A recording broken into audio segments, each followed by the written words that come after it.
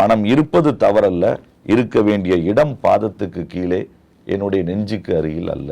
இந்த ராயனுக்கு உரியதை ராயனுக்கு செலுத்தவும், தேவனுக்கு உரியதை தேவனுக்கு செலுத்தவும் சட்ட திட்டங்களை நாம் மதிக்க வேண்டியது 100% அவசியம்.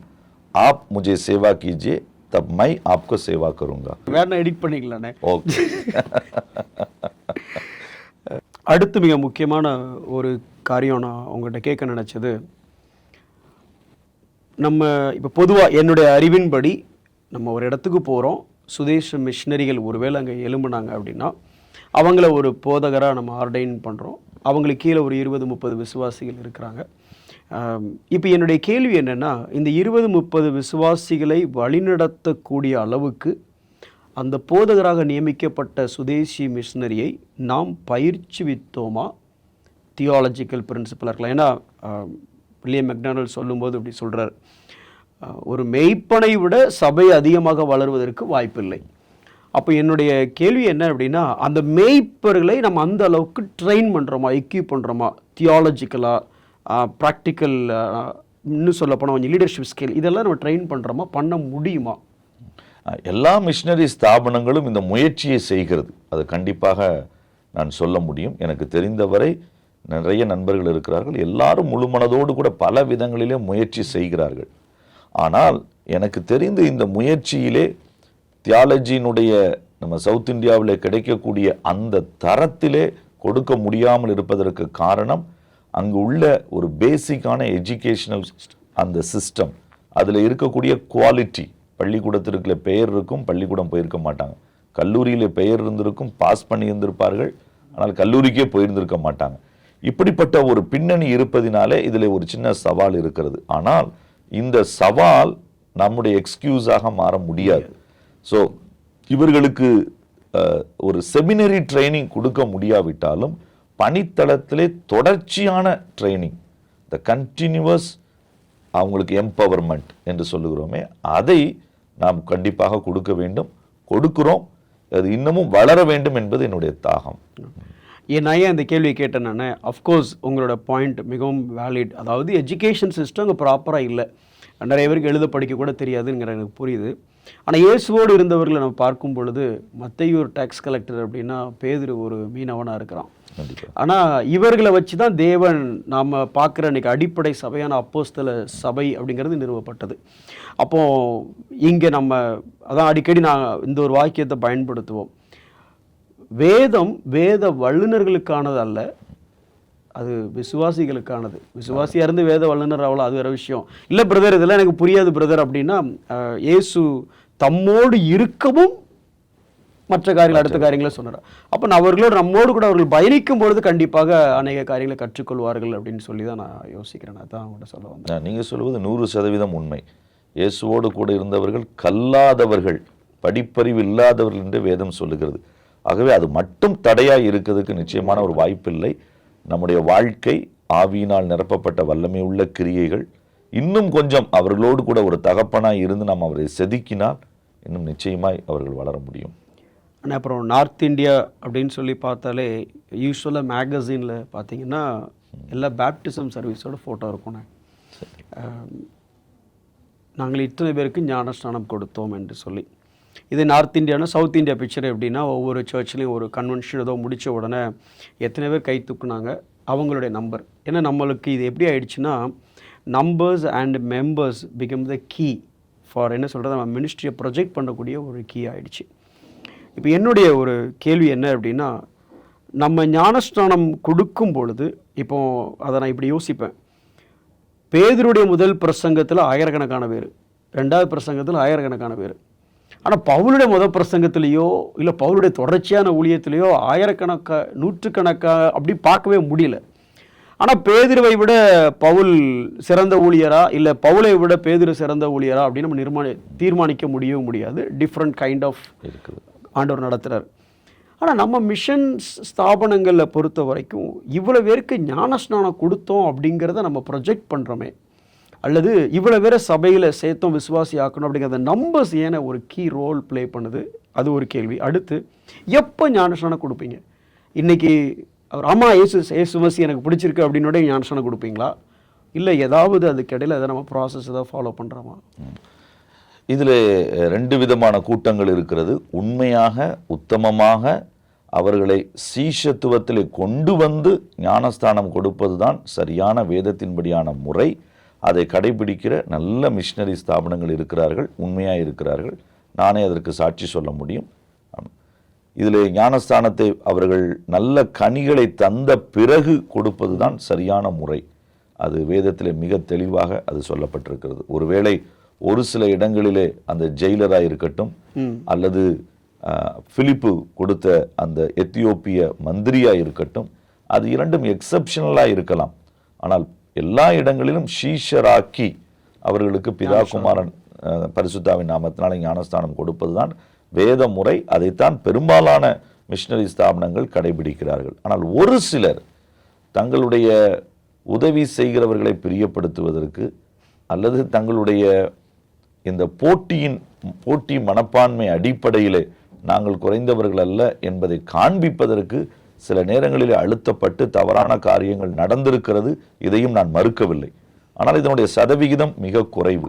ஆனால் வருகிற நாட்களிலே இந்த எண்ணிக்கையை நாம் அதிகப்படுத்தி சொல்லாமல், மிகைப்படுத்தி சொல்லாமல், எண்ணிக்கையை ஒரு வியாபாரத்திற்கு நாம மாற்றாமல், ஆனால் விண்ணவருக்கு மகிமையாய் இதை கர்த்தர் நமக்கு தந்த நமக்காய் ஜெபித்து கொண்டிருக்கிற மக்களுக்கு ஒரு உற்சாகம் ஊட்டுவதற்கு இது பகிர்ந்து கொள்ளப்பட்டால் அது மிகுந்த நலம்.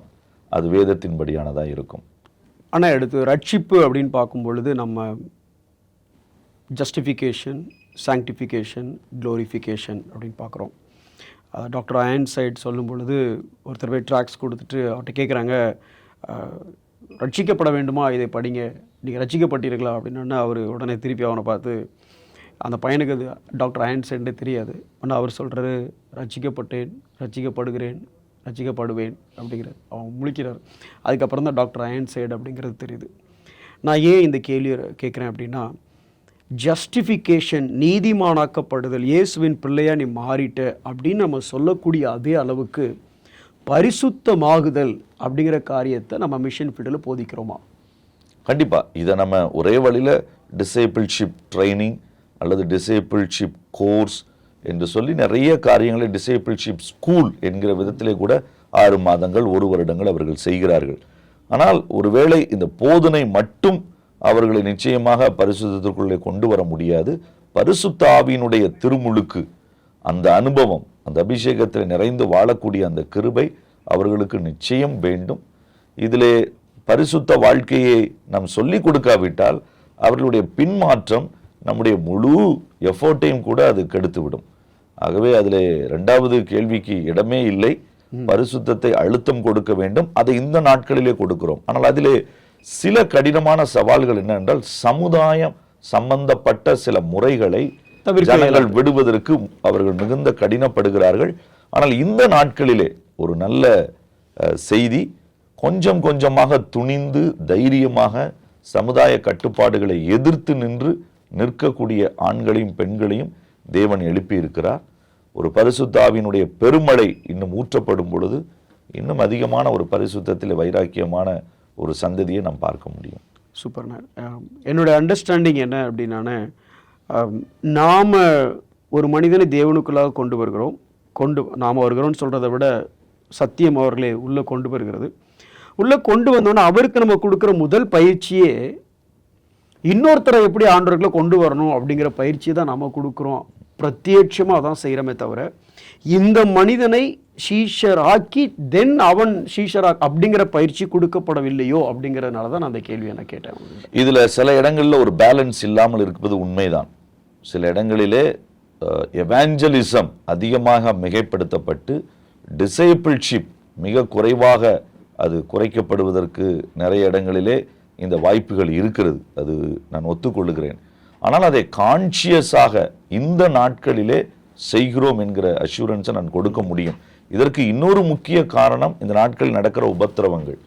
ஆகவே இது ஒரு சீஷத்துவத்தில் அவர்களை நிலைநிறுத்துவதற்கு, அவர்களை கொண்டு போய் சேர்ப்பதற்கு வேத வசனமும் சீஷத்துவ பயிற்சியும் எவ்வளவு முக்கியம் என்பதை நான் 10 ஆண்டுகளுக்கு முன்பு நாங்கள் உணர்ந்ததை விட இப்போது அதிகமாய் உணர்ந்திருக்கிறோம். ஆகவே இதற்கு மிக அதிக முக்கியத்துவத்தை இந்த நாட்களிலே கொடுத்திருக்கிறோம். அதுவும் ஒரு காரணம், ஜனங்கள் மிஷினரி சபைகளிலிருந்து பின்வாங்கி போனதற்கு. அது நிச்சயமா நான் ஒத்துக்கொள்கிறேன். ஆனால் அடுத்து ஒரு முக்கியமான டிபார்ட்மெண்ட், ஃபினான்ஸ் டிபார்ட்மெண்ட். ஆனால் யார்கிட்ட இருந்து பணம் வந்தாலும் சுவிசேஷ ஊழியத்துக்கு எடுத்து பயன்படுத்திக்கலாமா மிஷனுக்கு? ஏன்னா நமக்கு தேவை இருக்கு, கொடுக்கறது யாராக இருந்தாலும் பரவாயில்லன்னு எடுத்து பயன்படுத்தலாமாண்ணே? இல்லை, அது நம்ம செய்ய முடியாது. இப்போ அப்படி செய்வதாக இருந்தால் மற்ற நம்பிக்கையிலே உள்ளவர்கள் செய்வதற்கும் நாம செய்வதற்கும் எந்த விதமான ஒரு வித்தியாசமும் இல்லை. இயேசுவுக்கு ஆஸ்திகளால் ஊழியம் செய்தவர்கள் யார் என்று கூட பைபிள் எழுத மறக்கவில்லை. இயேசுவுக்கு பின் சென்ற அந்த வார்த்தை மிக முக்கியம். இயேசுவை பின்பற்றுகிறவர்களிடத்திலிருந்து தான் இயேசுவும் கூட தன்னுடைய உதவிக்கு அவர் பெற்றுக்கொண்டார்.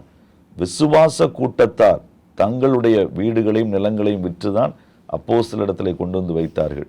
இந்த வார்த்தைகள் எல்லாம் தெளிவாய் சொல்லப்பட்டிருப்பதனுடைய நோக்கம் யாரிடத்திலே வேண்டும்.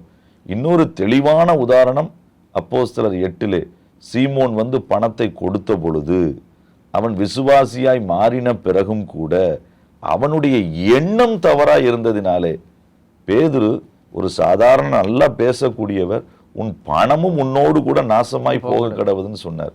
அந்த வார்த்தை இன்றைக்கு நாம ஒருவேளை சொல்வதற்கான வாய்ப்புகள் மிக மிக குறைந்து விட்டது. ஆனால் வேதம் தெளிவாய் சொல்லுகிறது, விசுவாசி ஆன பின்பும் கூட கசப்பிலும் பிச்சிலும் மாட்டி இருந்தால் தேவன் ஒருவேளை நிச்சயமாய் நமக்கு அதை வெளிப்படுத்தி தருவார், நாம் அந்த கண்ணோட்டத்திலே இருந்தோம் என்றால். ஸோ பணம் நம்மளோட கண்ணை மறைக்கக்கூடாதுங்கிறீங்க. ஆமாம், பணம் வந்தால் 10 பறந்து போவாங்க, 10 அல்ல 11 பறந்து போகும். அதனால பணம் அங்கு எங்கேயும், பணம் என்றால் பிணமும் வாயை பிளக்கும் என்பது நம்முடைய காரியம்.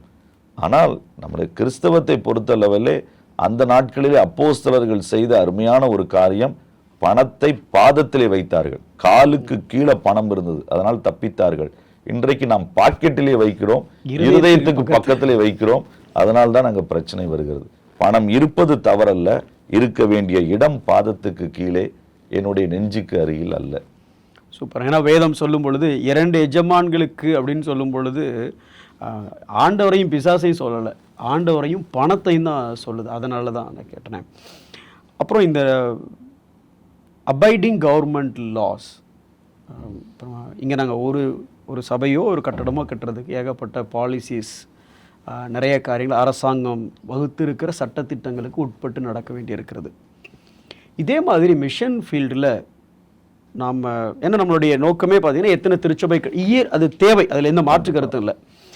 இவ்வளோ திருச்சபைகள் கட்டுறோம், கட்டடங்கள் கட்டுறோம், அதே போக பணப்புழக்க வழக்கங்கள், இங்கேருந்து அனுப்பப்படுகிற பணம், இது எல்லாத்துக்குமே நம்ம ப்ராப்பராக டாக்ஸேஷனாக இருக்கட்டும், அபைடிங் ஜென்ரல் கவர்மெண்ட் லாஸாக இருக்கட்டும், இது எல்லாத்தையும் நம்ம அட்கர் பண்ணி நடக்கிறோமானே இல்லை?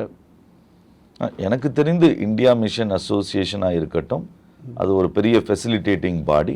அதில் இணைந்திருக்கிற எல்லாருக்கும் இது கட்டாயம். அவர்கள் ஆனுவல் ஆடிட்டிங் ரிப்போர்ட் 3 வருஷம் கொடுத்தால்தான் அதில் மெம்பர் ஆக முடியும். ஒரு வருஷம் குறைந்தபட்சம் கொடுத்தால்தான் ஃப்ரெண்ட்ஸ் ஆஃப் ஐஎம்ஐ ஆகி மாற முடியும் என்று சொல்லி அந்த நாட்களிலிருந்து நல்ல பரிசுத்தவான்கள் அதை வகுத்து வைத்திருக்கிறார்கள். அதனால் கட்டாயம் அதை செய்ய வேண்டும். ராயனுக்கு உரியதை ராயனுக்கு செலுத்தவும், தேவனுக்கு உரியதை தேவனுக்கு செலுத்தவும் தான் ராஜாதி ராஜா கட்டளையிட்டு இருக்கிறார். அவர் ஒருவேளை நினைத்திருந்தால் முடிந்தால் ராயனுக்கு செலுத்து, இல்லாவிட்டால் அதையும் தேவனுக்கு செலுத்து என்று ஒரு நாளும் சொல்லவில்லை. சட்ட திட்டங்களை நாம் மதிக்க வேண்டியது 100% அவசியம். ரோமர் 13-14 அந்த அதிகாரம் முழுவதும் 1 பேதுரு 2 நமக்கு மேலே பொல்லாங்கான அதிபதிகள் இருந்தாலும் முரட்டாட்டமானவர்கள் இருந்தாலும் நாம் அவர்களுக்கு கீழ்ப்படிய வேண்டும் என்பது மிக முக்கியம். ஆகவே அரசாங்க நெறிமுறைகளை கட்டாயம் செய்ய வேண்டும்.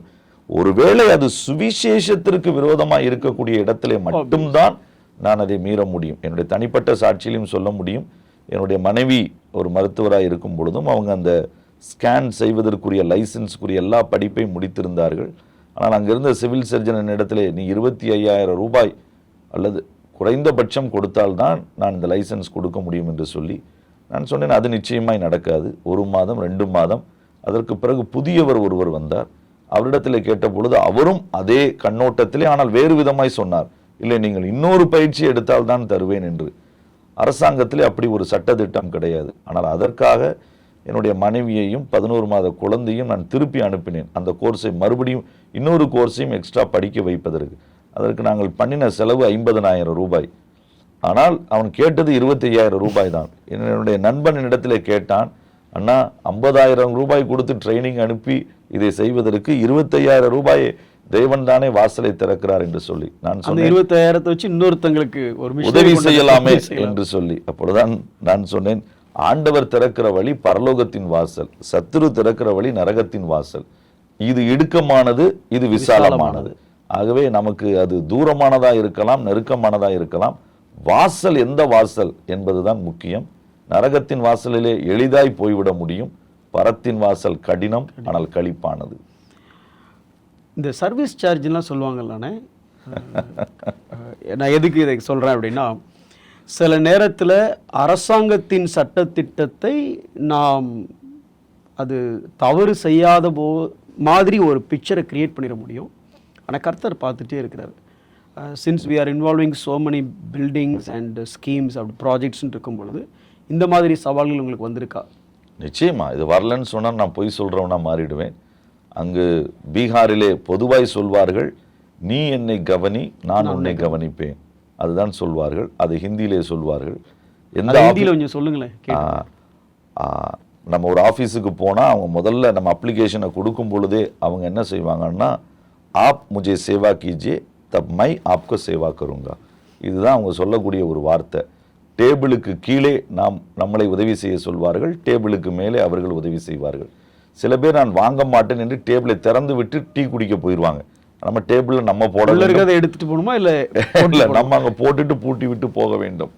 இது எப்படி என்றால், நானாய் விழுந்து தற்கொலை செய்ய மாட்டேன், நீயாய் தூக்கி போட்டு என்னை கொலை செய் என்று சொன்ன யோனாவினுடைய பிரின்சிபிள். இது செய்யக்கூடிய ஒன்று. ஒருவேளை இந்த சர்வீஸா இருக்கட்டும், லஞ்சம் கொடுப்பதா இருக்கட்டும், அரசாங்கத்தினுடைய நெளிவு சுழிவுகளை வளைத்து ஓடுகிறதா இருக்கட்டும், இது வேதத்தின்படி நிச்சயமாய் ஏற்றுக்கொள்ளப்பட்டதல்ல. நாம் என்ன காரணம் வேண்டுமென்றாலும் நம்ம சொல்லலாம். ஏனென்றால் நம்முடைய ஆண்டவருக்கு பேர் நீதி உள்ளவர். நிதி உள்ளவர் மட்டுமல்ல, அவர் நீதி உள்ளவர். ஆகவே அவர் நீதிமானை உருவாக்கத்தான் வந்தார், நிதி உள்ளவர்களையும் அல்ல. ஸோ அதனால்தான் ஆண்டவர் சொல்லுகிறார். ஆனால் ஒருவேளை நமக்கு நெருக்கமான சம்பவங்கள் நடக்கும் என்றால் அதில் எவ்வளவு நேரம் நம்முடைய நஷ்டம் வந்தாலும் ஆணையிட்டதிலே தவறாது இருக்கிறான். அது மிக முக்கியமான காரியம். ஒரு லைசன்ஸ் வாங்குவதற்கு ஒரு முறை நான் இருந்த ஹாஸ்பிட்டலில் என்னோடு கூட உதவி மருத்துவராக இருந்த ஒரு பெண் மருத்துவர், அவர்களை 1.5 வருடம் 14 முறை அந்த ஆபீசரிடத்திலே போக வேண்டிய கட்டாயம். கடைசி நாளிலே நாங்கள் ஜெபித்தோம், ஆண்டவரே இதுதான் கடைசி, நீர் 7-70 முறைலாம் எங்களால் முடியாது, 14வது முறை. அந்த 14வது முறை நான் சொன்னேன், 1 கிலோ ஆப்பிள் ஒரு கர்டிசிக்காக வாங்கிட்டு போ.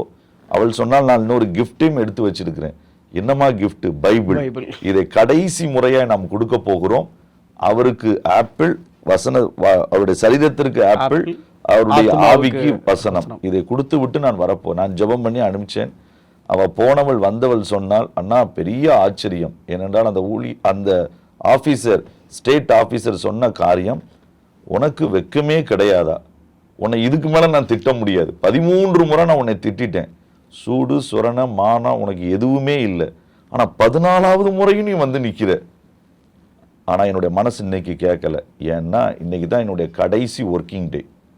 என்னுடைய வாழ்நாளில் முதல் ஒர்க்கிங் டேயிலிருந்து கடைசி ஒர்க்கிங் டே வரைக்கும் லஞ்சம் வாங்காம நாம் போட போற ஒரே கையெழுத்து இதுதான். பெரிய சாதனையாளர்னு அவரு என்று சொல்லி அதை வாங்கினார். ஆப்பிளை வாங்குவது கூட அவர் யோசிச்சார். நாங்கள் சொன்னேன், சார் இது உங்களை நாங்கள் நேசிக்கிறதுனால கொடுக்கிறது, இது என்ன கிஃப்ட் என்று கேட்டார். திறந்து பார்த்தார், இது கிறிஸ்தவர்களுக்குரியது, எங்களுக்குரியது அல்லன்னு சொன்னார். இல்லை சார், இது எல்லா மனிதர்களுக்குரியது என்று சொன்ன பொழுது அந்த கடைசி நாளிலே அதை சைன் பண்ணி அவர் ரிட்டையர்ட் ஆனார். இதை போன்ற சாட்சிகளை சொல்ல முடியும். இது எங்களை நஷ்டப்படுத்தினது உண்மை, இதற்காக காத்திருந்தது உண்மை, மனம் மடிவானது உண்மை. ஆனால் இதை செய்வதற்கு தானே இயேசு பரத்தை விட்டு பூமிக்கு வந்தார். ரொம்ப அதை விட இது பெரிதல்ல. ரொம்ப அருமையான சாட்சினே.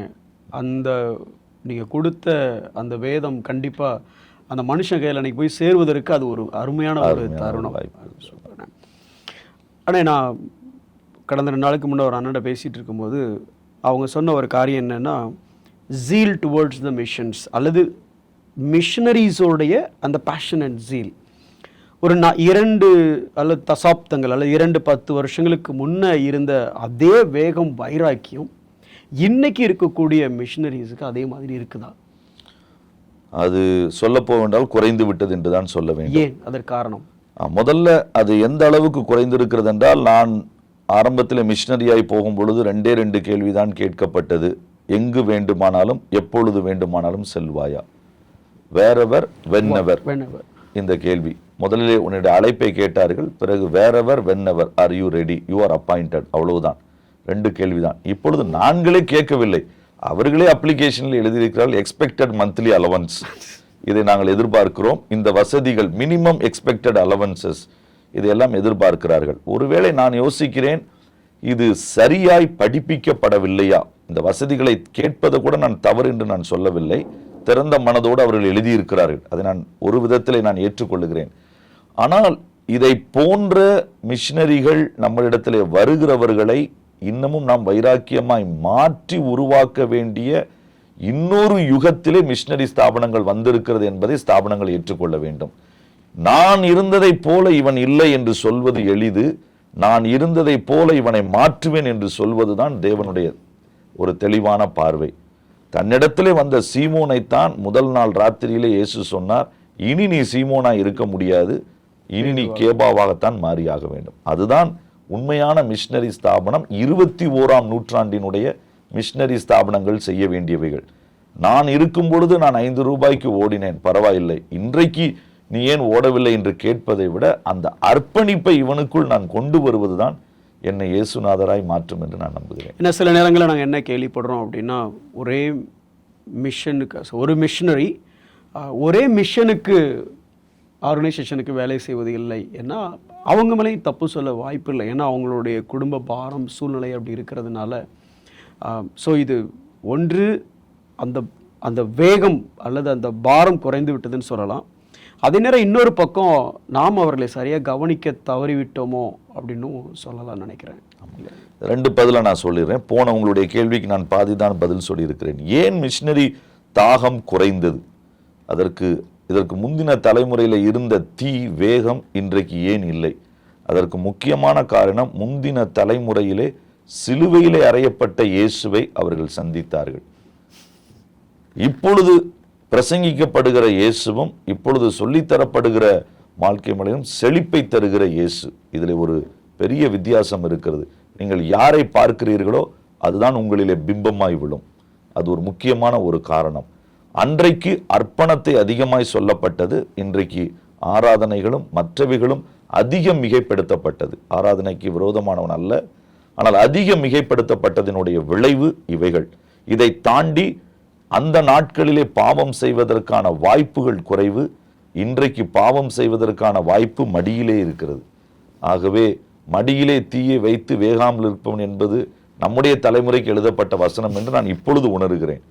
ஆகவே இதை வைத்து நிச்சயமாய் அவருடைய அர்ப்பணங்களிலே குறைவு ஏற்படுகிறது. 2வது, இப்போது நீங்கள் கேட்ட கேள்விக்கு நான் வருகிறேன். ஏன் மிஷனரிகள் சில நேரங்களிலே பல ஸ்தாபனங்களிலே ஒரு பொய்யாய் சொல்லி நிறைய இடங்களிலே பணம் வாங்குகிறார்கள்? ஒருவேளை இது உண்மையாகவே எனக்கு ஒரு வேதனையாகவும் இருக்கிறது. மிஷனரி சகோதரர்கள் ஏன் இந்த நிலைமைக்கு போக வேண்டும்? ஏனென்றால் எவ்வளவு தேவை அழுத்தினாலும் அழைத்தவர் அவர், என்னை போஷிக்கிறவர் அவர் உண்மை உள்ளவர். இயேசு சீஷர்களை பார்த்து சொல்லும் பொழுது, பிதா என்னை அனுப்பினது போல நான் உங்களை அனுப்புகிறேன். மிஷனரின்ற வார்த்தை என்றாலே அனுப்பப்பட்டவன் தான், போனவன் என்று அர்த்தம் அல்ல, அனுப்பப்பட்டவன். he was sent. அப்படிப்பட்ட நிலைமையில் இருக்கும் பொழுது ஏன் எஜமானனை பார்க்க தவறினார்கள்? அது அவர்களுடைய பக்கத்தில் தான் முதல் மிகப்பெரிய ஒரு அர்ப்பணத்தினுடைய ஒரு வேறறுப்பு சம்பவம் அது. ஆனால் மிஷனரி ஸ்தாபனங்களும் இதற்கு ஒரு கருவியூட்டியாக, ஒரு எரிசக்தியாக இது மாறிவிட்டது உண்மை. மிக குறைவான அலவன்ஸ் கொடுப்பதுதான் அவனுடைய அர்ப்பணம். இதை ஒரு நாளும் இயேசு சொல்லிக் கொடுக்கவில்லை. அவர் நேரடியாய் சொன்னார், வேலையால் தன் கூலிக்கு பாத்திரவான். அப்படித்தான் இயேசு சொன்னாரே ஒழிந்து, வேலையால் குறைவாய் கூலி பெறுகிறவன் தான் நல்ல வேலையால் எங்கேயுமே சொல்லப்படவில்லை. அப்போஸ்தலனாகிய பவுல் அதை தைரியமாய் சொல்லுகிறார். ஆகவே குறைவு நிறைவுகளிலே எஜமானனை பார்த்து அவர்கள் வாழ்ந்திருக்க வேண்டும்.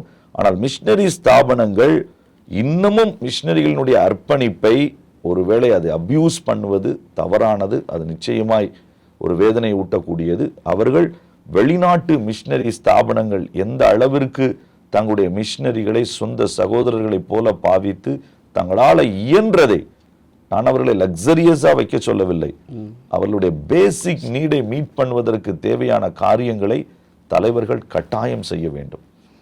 ரொம்ப நல்லா சொன்னீங்கன்னா, இப்போ இது ஒரு மிஷன் ஃபீல்டுக்குள்ள வர்றவங்களை பற்றி நம்ம பேசணுண்ணே.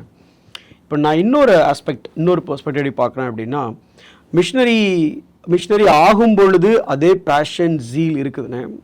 ஆனால் ஒரு 20 வருஷம் அந்த பயணிக்கும் பொழுது அதே ரேஷியோ, அதாவது எக்ஸ்பீரியன்ஸ் கூட கூட அந்த தீயினுடைய அந்த அனல் கூடுகிறதா? ஆனால் இன்றைக்கி சில காலகட்டங்களை பார்க்கும் பொழுது கொஞ்சம் அதாவது சோர்வான ஒரு பாடுகளோ இல்லை இன்றைக்கு இருக்க உலக காரியங்களோ அவர்களை கொஞ்சம் சோர்வுக்குள்ளாக ஆக்குகிறது அப்படிங்கிற என்னோட கூற்று தப்புன்னா நீங்கள் தப்புன்னு சொல்லுங்கள். இல்லை இது உண்மையிலே இந்த மாதிரி காரியங்கள் இருந்துச்சுன்னா அதுக்கு என்ன காரணம் நினைக்கிறீங்க நீங்கள்? ஒரு மிஷினரியினுடைய ஒரு மூலதனம், அவனுடைய பிரைமரி மூலதனம் சிலுவையின் மீது சிலுவை நாதர் மீது அவர் வைத்திருக்கிற அன்பு, அவர் மீது வைத்திருக்கிற விசுவாசம். இந்த ரெண்டு தான், the love and the faith upon the God. இது ரெண்டுல எங்க கிராக் விழுந்தாலும் மிஷினரியினால் நிற்க முடியாது. அன்பிலே விழுந்தால் அவன் பரிசுத்தம் இல்லாதவனாய் மாறுவான், அர்ப்பணம் இல்லாதவர்களாய் மாறுவார்கள். விசுவாசத்திலே கிராக் விழுந்தால் எல்லாம் கிட்டத்தட்ட உடைந்ததை போல அது மாறிவிடும். இந்த ஆரம்ப நிலையிலே தங்களுடைய வேலைகளை விட்டு வந்தவர்கள், தங்களுடைய குடும்பத்தை விட்டு வந்தவர்கள் நிச்சயமாய் அவர்கள் ஒரு 58-60 வயது வரும் பொழுது அவர்கள் அதில் ஒரு லெஜண்டாக, ஜெயண்டாக கண்டிப்பாக இருக்க வேண்டும். எந்த துறையும் எடுத்துக்கொள்ளுங்கள், மருத்துவத்துறை உதாரணத்துக்கு சொல்லுகிறேன். நான் ஒரு அறுவை சிகிச்சை நிபுணராக இருப்பதனாலே அப்பெண்டிக்ஸ் ஆபரேஷனை நான் பிஜி முடித்த பொழுது செய்ததை விட 10 வருடங்கள் கழித்து மிக நன்றாய் செய்தேன். இன்னும் 10 வருடங்கள் கழித்து இதை விட நன்றாய் செய்வேன். 60 வயதாகும் பொழுது கிட்டத்தட்ட சொல்வார்கள் கண்ணை மூடிக்கொண்டு கூட செய்யலாம் என்று. அந்த அளவுக்கு எக்ஸ்பர்ட்டாய் மாறுவோம். ஆனால் விசுவாச வாழ்க்கையிலே அது நடக்காமல் இருப்பது மிகுந்த ஒரு வருத்தத்திற்குரிய காரியம். இதற்கு சரியான காரணம் இதுதான் என்று என்னால் ஒரு புள்ளி வைத்து சொல்ல முடியவில்லை. ஆனால் 3 காரணம் நிச்சயம். ஒன்று, இன்றைய மிஷினரி இயக்கங்கள் நடத்துகிற இந்த முறைகள் ஒருவேளை மிஷினரி இயக்கங்களை சார்ந்து வாழுகிறவர்களாய் மாற்றிவிட்டதோ என்கிற ஒரு பெரிய சந்தேகம். பரலோக ராஜ்யத்தின் எஜமானனுக்கு ஊழியம் செய்ய வேண்டியவர்கள் ஒருவேளை அவரால் உருவாக்கப்பட்ட ஸ்தாபனங்களிலே வேலை செய்யக்கூடிய ஒரு நபர்களைப் போல மாற்றப்பட்டு விட்டார்களோ என்பது எனக்கு ஒரு காரியம். ஏனென்றால் சில இடங்களிலே அப்படிப்பட்ட சம்பவங்கள் உண்டு, அதை நாம் ஒத்துக்கொள்ளத்தான் செய்ய வேண்டும். ஆனால் அது மிஷன் ஃபீல்டில் மட்டும் இல்லைன்னா, இப்போ எங்கள் ஊரில் நம்ம சவுத் இந்தியாவில் கூட இயேசுவை நீங்கள் குறை சொல்லிடலாம். ஆனால் சில இயேசுடைய தாசர்களை குறை சொன்னீங்கன்னா அவங்களை கொன்னே போட்டுருவாங்க.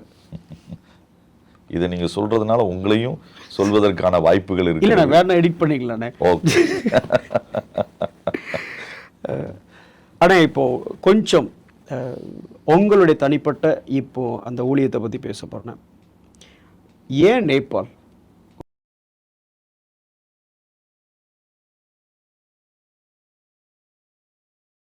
பிள்ளையினுடைய கையிலே மொபைல் இருக்கிறது, இவருடைய கையிலே பீர் பாட்டில் இருக்கிறது. பாவத்தினுடைய அகோரம். அவனை தங்களுடைய சரீரங்களை விற்பதற்கு ஆயத்தமாய் காத்து நின்ற இளம் சிறுமிகள். நான் தூங்குவதற்காகத்தான ரூமை கேட்டேன். அவன் சொன்னான், இந்த ஹோட்டலுக்கு யாரும் தூங்கவே வருவதில்லையே. And the gospel should and must be preached in the hot language. பேரே ஏர்னஸ்ட் ரவி என்று சொல்வார்கள். அருமையான கனகராஜன் அவர்கள் ஒரு பெரிய வரம், எழுதப்படாத வரம் என்று நான் சொல்லுவேன். தவா அவர் தூவா. இது பெரிய ஹாஸ்பிட்டல். ஏன்னால் அங்கு இருக்கிறவர் பெரியவர். கண் அறுவை சிகிச்சை, எலும்பு அறுவை சிகிச்சை, ஜெனரல் அறுவை சிகிச்சைகள், இவைகளை ஜனங்களுக்கு நாங்கள் செய்தவர்களுக்கு உதவி செய்கிறோம். அவங்க எல்லாம் அங்கே தங்கியிருந்து செய்கிறார்கள். இருளிலே இருக்கிறதுக்கான காரணமே நாம் வெளிச்சம் என்பதனாலே ஒரு நாளைக்கு 2 மணி நேரம் உட்கார்ந்து வேதத்தை வாசிக்கிற ஒரு பழக்கத்தை நான் வைத்திருக்கிறேன். அவ்வளவு நேரம் கிடைக்குது என்பதல்ல, இதை செய்தாக வேண்டும் என்று பிரையாரிட்டி கொடுத்திருக்கிறேன். திறமை படைத்திருந்தால் சில மாதங்களாவது நீங்கள் ஊழியத்தில் இணைந்து வந்து நீங்கள் உங்கள் பங்களிப்பை நீங்கள் ஆற்ற முடியும்.